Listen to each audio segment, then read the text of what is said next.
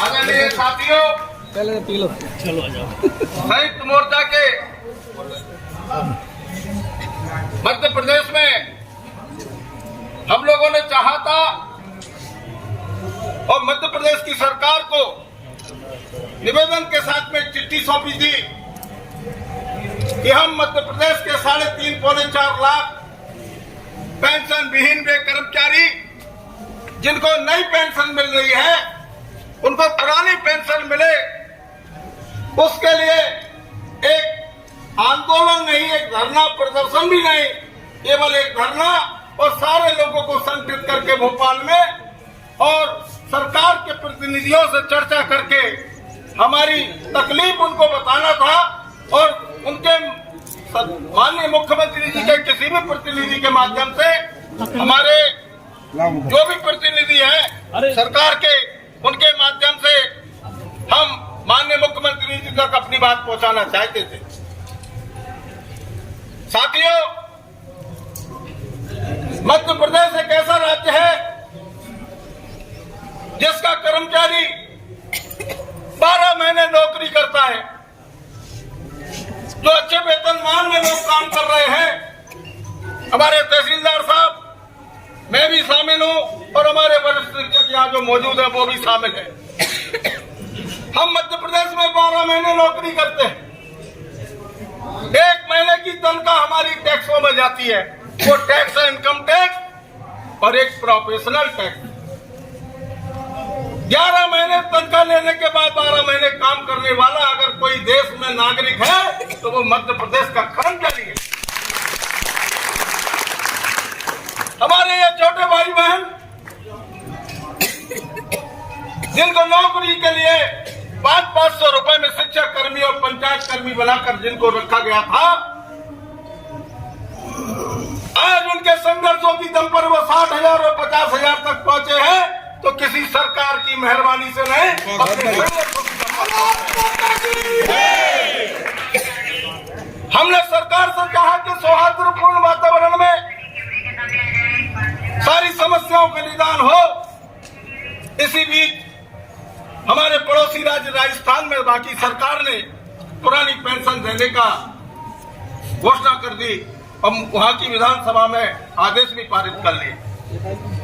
हमारा 4 तारीख का आंदोलन 8 सूत्रीय मांगों को लेकर था, उसमें एक मांग आपकी भी थी, बाकी मांगे हमारे नियमित सेवा के कर्मचारियों की थी। सरकार ने उस पर काम होता उसके पहले 3 तारीख को छत्तीसगढ़ की सरकार ने कहा कि छत्तीसगढ़ के अधिकारी कर्मचारियों को पुरानी पेंशन बहाल की जाएगी।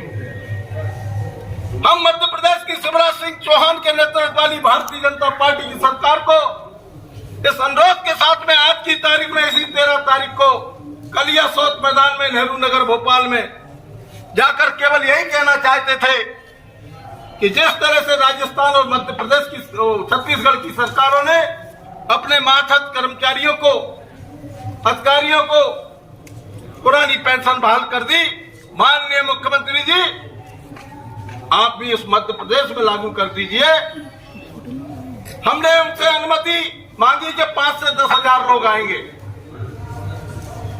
पर आप लोगों में इतना उत्साह था कि तमाम जिलों से जो सरकार के पास खबरें पहुंची, उसमें सरकार ने जो हमको हमारी सभा निरस्त करने की, अनुमति निरस्त करने की जो चिट्ठी भेजी है, उसमें लिखा है कि विभिन्न जिलों से हमारे पास खबरें थी कि 25 से 30,000 लोग भोपाल में पहुंच रहे थे। संयुक्त मोर्चा के जिलाध्यक्ष होने के नाते, जो संयुक्त मोर्चा मध्य प्रदेश का प्रांतीय समिति का सदस्य होने के नाते मैं आपको बता देना चाहता हूं कि वहां पर भोपाल में पहुंचने वालों की संख्या 60 से 70,000 होती अगर मध्य प्रदेश की सरकार हमारी आपकी आंदोलन को निरस्त नहीं करती। उससे सरकार घबरा गई। पहली बार 35 से 40 साल हमको यूनियनों में काम करते हो गए। दैनिक वेतन भोगी से राजपत्रित अधिकारी तक की यूनियनों का काम हम लोग करते चले आ रहे। पहली बार एक सरकार जिस पे पूरा तामझाम है, तंत्र है, मंत्र है, यंत्र है, सब कुछ है। रात को 11 बजे संयुक्त मोर्चा के अध्यक्ष के घर पे 4-4, 5-5 पुलिस की लारियां और गाड़ियां भरकर पहुंच गई। क्या आपकी अनुमति निरस्त कर दी दी गई है। आप अभी मुंह में बयान दीजिए कि कल कोई नहीं आएगा, आएगा तो आपके खिलाफ कार्रवाई होगी, आपको जेल में डालेंगे और जो आएगा उसको जेल में डालेंगे। इससे बड़ी लोकतांत्रिक विरोधी सरकार हो नहीं सकती। माफिया और गुंडों के लिए कभी इस तरह की कार्रवाई नहीं हुई, लेकिन इस प्रदेश की जनता की कोरोना काल में जब ये सारे खादीधारी, चाहे वो किसी भी दल के नेता हों, जब वो घरों में दुबके हुए थे, तब हमारे यही शासकीय सेवक थे जिन्होंने इस प्रदेश की जनता की सेवा की, अपनी जान की बाजी लगा। देश के प्रधानमंत्री हो या राज्य के मुख्यमंत्री जी हो, उन्होंने इस बात को सार्वजनिक मंचों से कहा कि प्रदेश की जनता को बचाने का काम और सेवा करने का काम अगर किसी ने किया है तो मध्य प्रदेश के शासकीय सेवकों ने किया है। और जब शासकीय सेवक अपनी पेट की मांग को लेकर जाते हैं तो आप आपको 11 बजे प्रांत अध्यक्ष, जिसको 62 यूनियनों का मोर्चे का अध्यक्ष, उसको रात को 11 बजे तुम्हारा टीआई, तुम्हारा सीएसपी, डीएसपी जाकर उसको गिरफ्तार कर रहे हो। लोकतंत्र में ये तानाशाही नहीं चलेगी, नहीं चलेगी, नहीं चलेगी, नहीं चलेगी। और आज अगर हम मांग रहे हैं, पुरानी पेंशन की बात सरकार कर रही है, पुरानी पेंशन की बात अगर हम आज कर रहे हैं, जिस दिन पहला लॉकडाउन सर मध्य प्रदेश में लगा था, उस दिन जो तुअर की दाल और मूंग की दाल 60 और 65 रुपए किलो थी, लॉकडाउन के दूसरे दौर में वो 130 और 135 रुपए में किलो खरीद कर हम लोग खा रहे हैं। महंगाई भत्ता सरकार दे नहीं रही। देश के सारे राज्यों में आज से 6 महीने पहले महंगाई भत्ता पूरी दर से मिल रहा है। मध्य प्रदेश का पहला हम लोग हैं जो 1 अप्रैल से 11% जो बकाया रहेगा था वो भी 1 अप्रैल से मिलेगा। कोरोना आ जाए तो सेवा करें हम, सरकार पर मुसीबत आ जाए तो काम करें हम, चुनाव कराएं हम, स्वच्छता अभियान आ जाए तो कराएं काम हम, और जब वेतन भत्ते मांगने जाए तो जेल और पुलिस की धमकी देकर सरकार हमारे आंदोलन को कुचलना चाहती है। ये नहीं चलेगा। जो पुरानी पेंशन देगा वो इस प्रदेश में राज करेगा। ये हमारा संकल्प है।